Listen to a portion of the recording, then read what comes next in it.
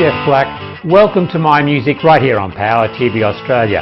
And coming up in this edition, I'll be chatting to Kerry Wright. Now, Kerry's the bandmaster for Chapter 3, and Chapter 3 recently performed at the Here We Go Again with a little help from my friends concert. Well, I snuck a camera into their rehearsal sessions a couple of weeks ago and captured a great rendition of Kerry and the boys running through the great Chicago track 25 or 6 to 4. They were rehearsing the vocalists and the brass section. That's coming up a little bit later in My Music, along with my chat with Steve Towson.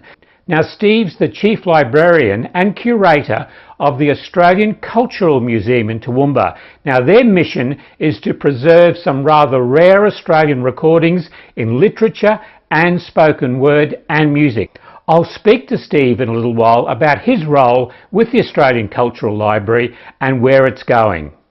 But first up, Brittany Wilson, the lead singer of the Brisbane Skies Collide, has a wonderful connection to the Darling Downs.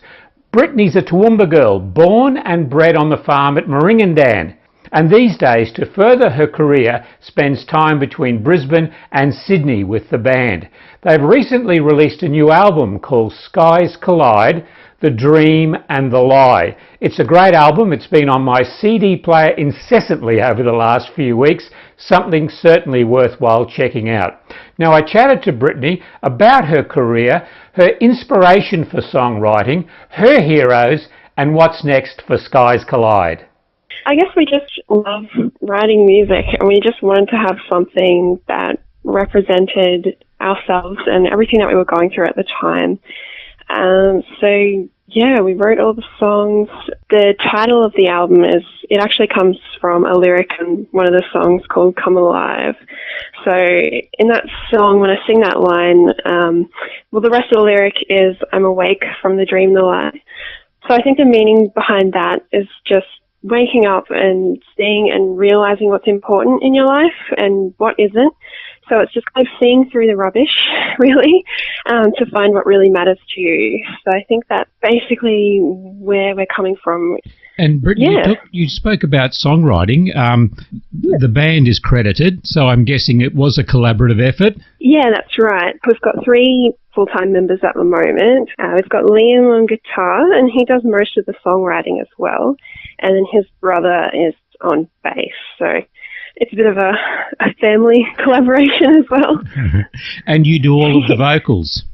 Yeah, that's right. And your influences, Brittany, who's inspired you? Yeah, so on a personal level, I would definitely say people like Amy Lee from Evanescence, Hayley Williams from Paramore, and Ella Hooper from Killing Heidi, a great Australian band.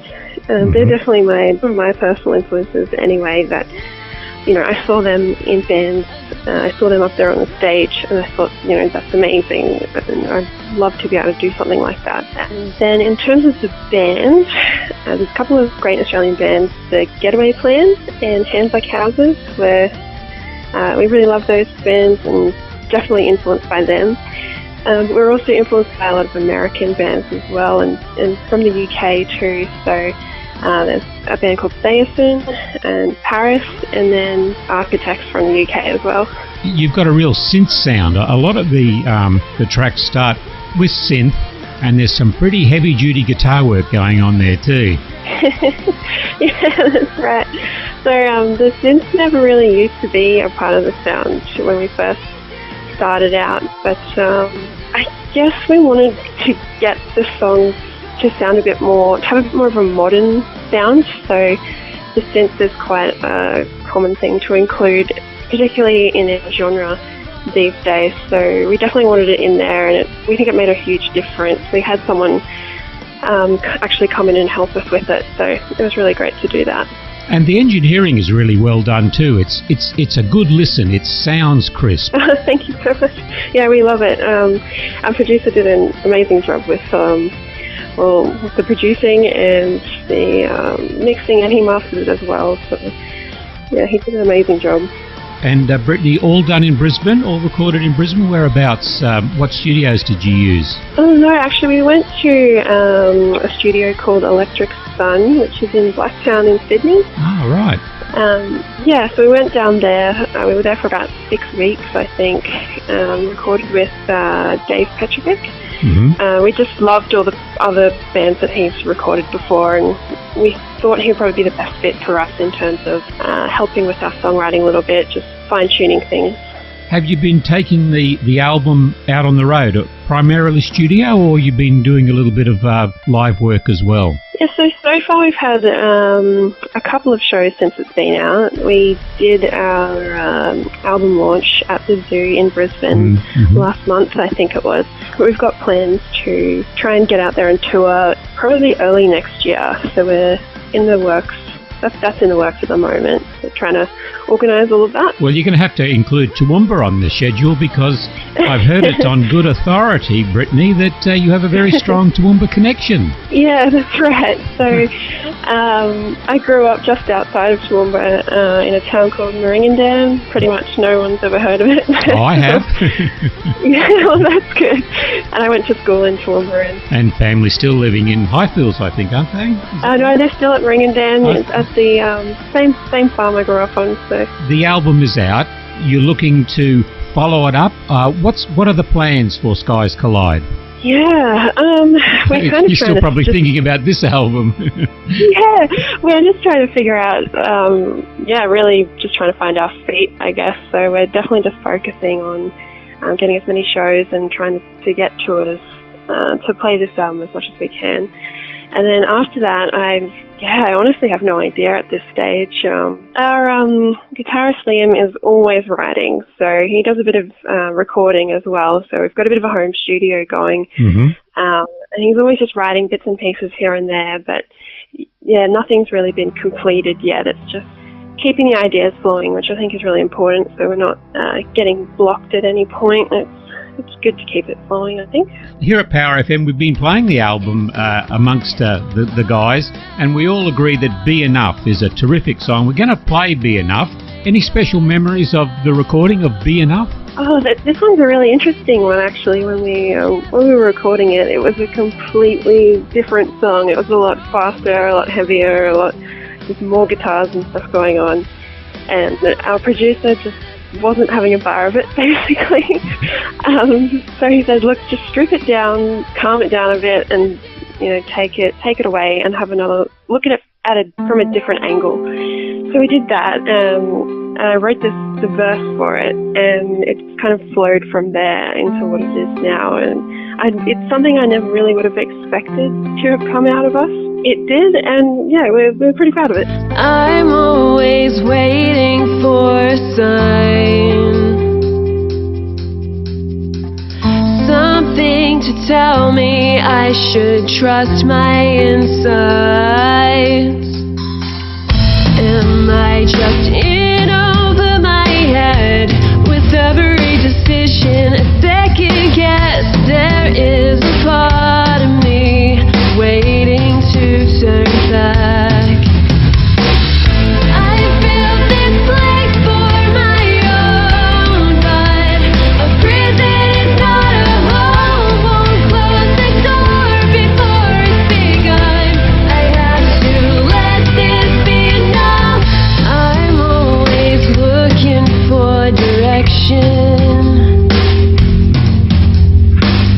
I need to know what it's like to move without restriction. I like to chase away the shadows on the path. My fears take forms of their own. I have to leave them in the dark. I built this place for my own, but a prison is not a home. Won't close the door before it's begun. I have to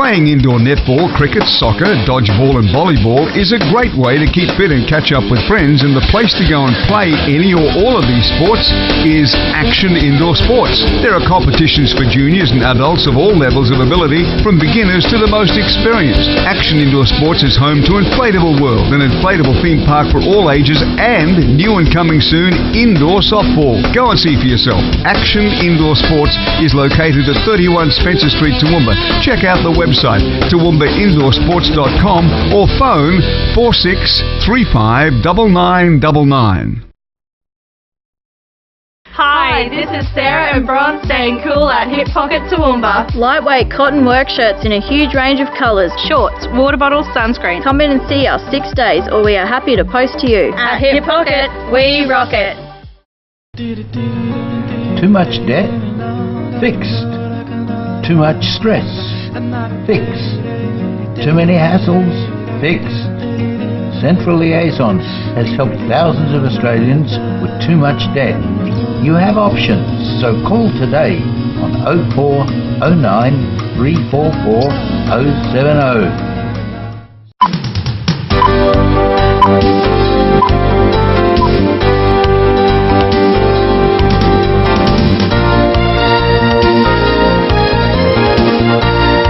Break out the popcorn, sweets and drinks. It's Sunday night at the movies. Latest release movies brought to you exclusively by US filmmakers, including Lima Films.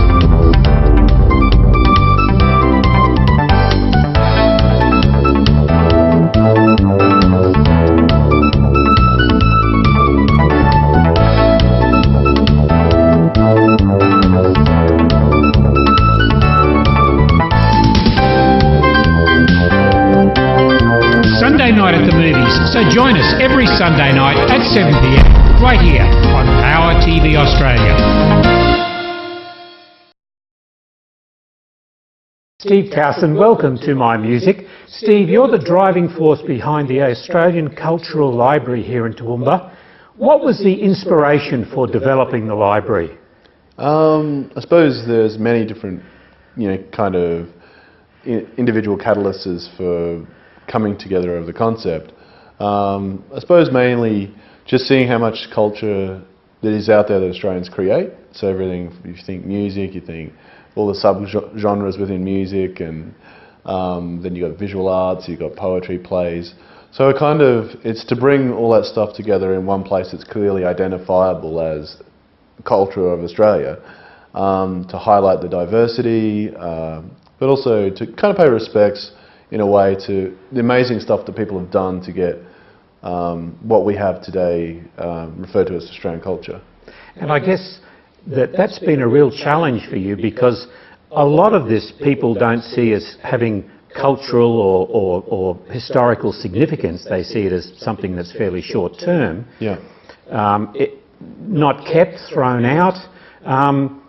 You must have had some challenges even collecting material. Yeah. When we first started, it was pretty much a few volunteers. The collection was comprised of what they had that they wanted to donate that was Australian. And then over the time, seeing how much stuff is just removed from libraries because it's not borrowed enough, which then kind of says to some people that it's not relevant or desired by the general public. Whereas if you look at Australian culture, it can take a while for someone to actually become aware of an artist that exists. Like we have a lot of people who do art. We have a lot of foreign music and foreign art that comes to Australia, so we're very global in that regard. So quite often artists can get swamped in that big pool of musicians and artists and poets. So yeah, I suppose, yeah, there's a lot of different aspects to the reasons for starting it and the complexities of it. Yeah. Yeah. What was your special bias? What did you have an interest in particularly? Yeah, so being a musician, yeah, just having toured and played music all around Australia in capital cities, regional towns, and seeing how much amazing stuff is out there from, Melbourne through to Cairns. You can have an amazing band start up in Townsville, might go for 3 years, then they break up. And it's kind of a privilege and an honour to be able to be exposed to that band, because not everyone will get to know that they exist, even within a town like Townsville. And then thinking, well, you know, like, if I've had access to this, it's kind of cool to try and let other people also gain access to it as well. And there's really no sort of time period, is there? It's virtually way back till right now. Yeah. So yeah, as you said, like we'll have stuff in the library that goes back to the 1800s. There's stuff that's brand new releases that will get donated from either someone might buy it and donate it to the library, or the musicians themselves might do it. Yeah, it's good because seeing it all in one place at one time, you can get access to the past as well as the present of Australian culture. And you know, some things, you know, people might have a perception that traditional culture was all prim and proper, but then when you start scratching the surface for some music, for example, or even Norman Lindsay, some of his artwork was very risque. So our attitudes over time go through variations, I think, as well. So having it together, you get to see that over time. And I guess I would say that if I was doing that, well, there's nothing new under the sun. That's been done before, because I can see in the library, you know, echoes or traces of that being done in the 1920s. You know, you think of popular music of the 70s particularly, they mined a lot of tracks from the 20s, 30s, 40s and just rocked them up. I suppose that's the thing is, like, for example, you might have something that's recorded on, say, a gramophone record. When vinyl came along, it looked really exciting and new. So someone who's young might go, well, gramophones are old and, you know, they've had their day.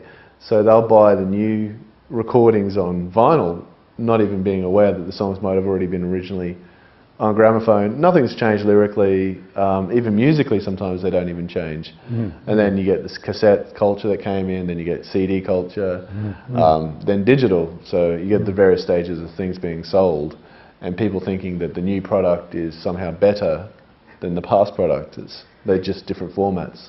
I know you're very, you see that primary sources are very important. Always go back to primary sources. Now, it's more than just looking at the material, it's how that material was presented, the format in which that material was presented. Now, for paper-based products like art and writings, you know, paper's been around since the Bible.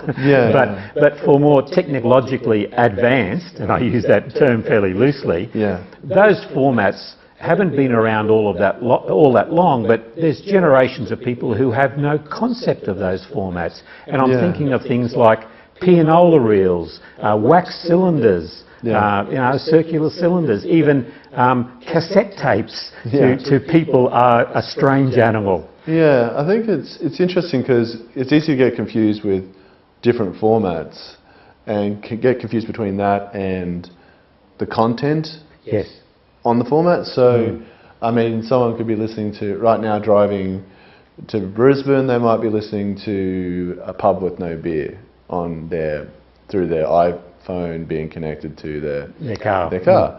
And there's no difference between that and a really good quality gramophone if you're listening to the lyrics and it's the sound. Like there's the difference in, you know, there's differences in sound quality, but I think most people when they listen to a song, for example, they are actually listening to the content.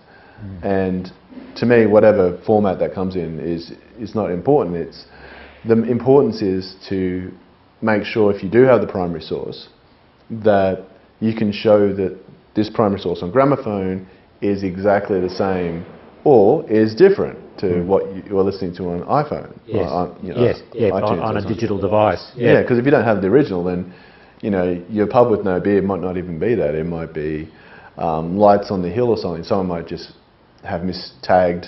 That particular track in Pub with No Beers disappeared. Iconic, iconic Australian song. Let's just stay with that for a little bit.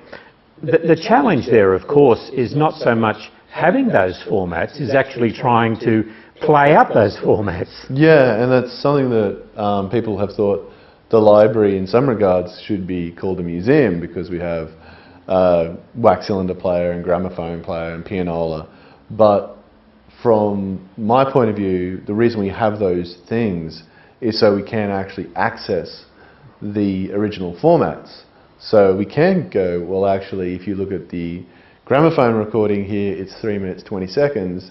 The cassette recording is 3 minutes 20 seconds, but the digital version is only 3 minutes.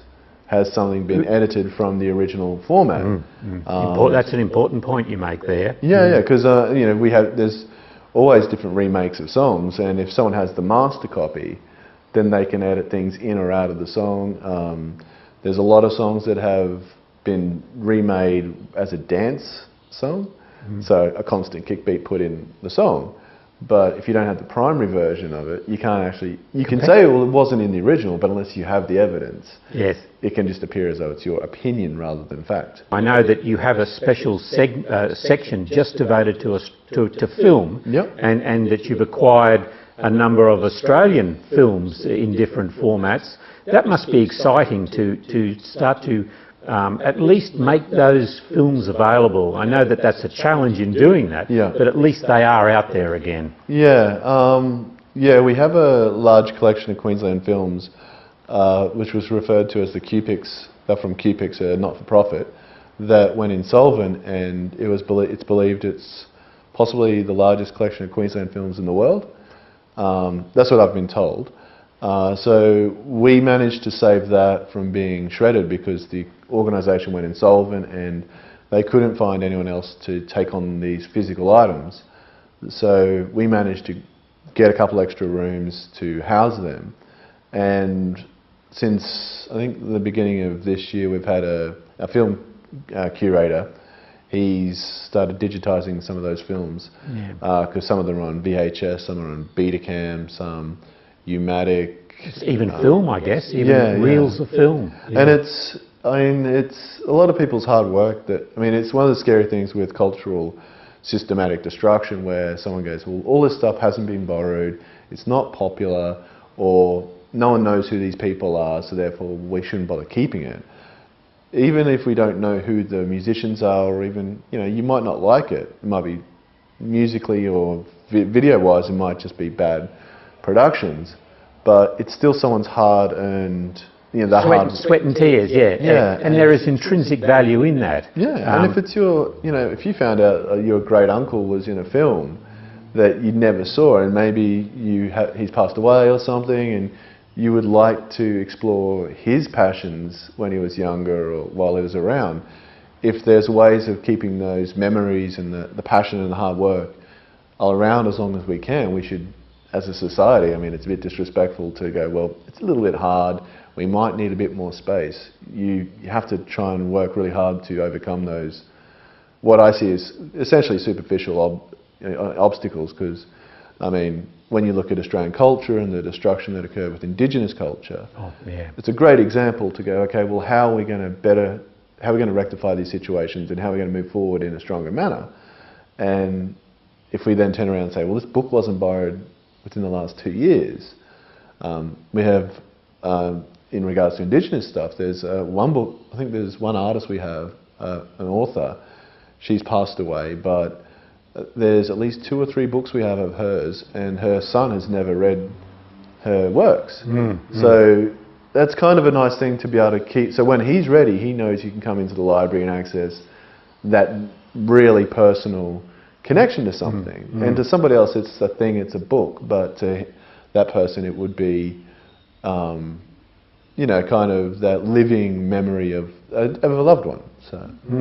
Are you seeing lots of Toowoomba and Downs-centric material coming in, or have you cast your net wider, or have you been fortunate enough to get it from a wider area? I was talking with someone earlier today about the bizarreness of the feeders, the feeder network that comes in. So we have many Lifeline Bookfests donate to us, many different council libraries, university libraries. We have individuals who collect stuff for us all around Australia in different groups. And it's interesting because we found a book at the recent Sunshine Coast Book Fest that was from the Rocky Library. And then we found stuff at Yeppoon that was from the Toowoomba Library. And then we found down at the sands at Emu Park at the Toowoomba Lifeline Book Fest. So it's interesting when you look at objects themselves and how someone could say, well, everyone in Toowoomba, they are like this. But then as you get objects that have been bought in Sydney, it might be bought at Brown's shop at Sydney. Central Sydney. Yeah. And then the person will write their name in it and their address. So it might be John Smith from Wollongong. And then if you collect it from, say, Lifeline Bookfest in Toowoomba, this object has travelled around, and if it's travelled with the same person, then it means all the different areas that are around the place, it's not necessarily, there's not an attribute just can be specifically placed on that place, and anyone who's from that town is all like this. Yes. Yeah. Because I think Australians have been very, very transient in our history. Like, you live in Sydney for a while, then you might live in Cairns, then you might migrate to Toowoomba and spend the rest of your life in Toowoomba or somewhere else. And you bring that with you. You bring that. And then you might pass it on to your next neighbour who goes, oh man, I really love this book, can I borrow it? Yep. They never return it. Yeah. And then they give it to an off-shelf. Steve, one thing that I've noticed in talking to musicians, particularly in this area, whilst there are some aspects that are unique, really the whole idea of, and I speak about music here, that's my area of specialty, that when you expand that out, it's not all that different. It's that, we were mates, we got together, we could play instruments a little bit. It was a good way to meet girls. Yeah. We found that we could make a little bit of money from doing what we liked. Yeah. We got a bit more serious. We got a manager. We got shafted. We married and we broke up. Yeah. I mean, and especially that aspect you were talking about, like, some friends get together, form a band. If they put out a cassette or a CD or an album or vinyl, then if there's some bands we have that have done that, and chances are it's the only copy in the world. Maybe there's a lot more, but no one knows where they are, or they're not easily accessible. And the idea that they're not valued, and that there might be 4 people who we don't know how old they are. They could be, one could have passed away, one might be in a nursing home, or whatever the story is. And all that kind of belief at one stage in something that they're doing, it's a lot of work to coordinate.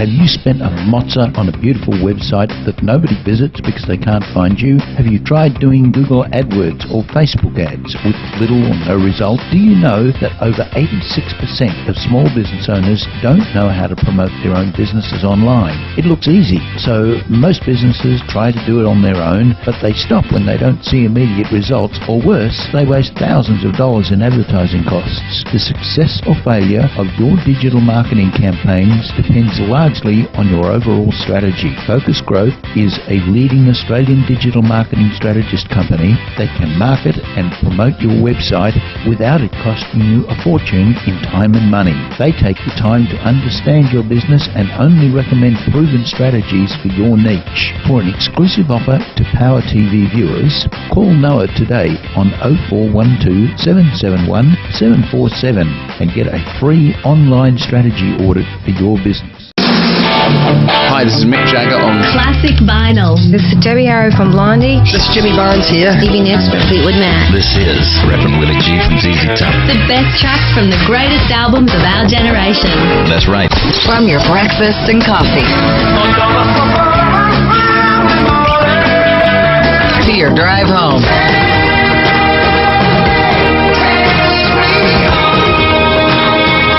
We've got the classic hits that make your workday, and you got a job to do, go by a lot faster. Hey, if we haven't said it lately, thanks for listening.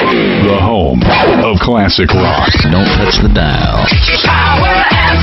PowerFMRadio.com.au. Whether you're a professional musician, a weekend warrior, or just starting out, you need to talk to the experts at Royce Music. With over 35 years experience, Royce, Toowoomba's oldest music store, specialise in guitars, drums and sound equipment, and can even repair repair and maintain your equipment. Call them today on 46 327 377. Drop into their showroom at 17 Bowen Street or find them on Facebook. Royce Music, selling Toowoomba's finest musical instruments.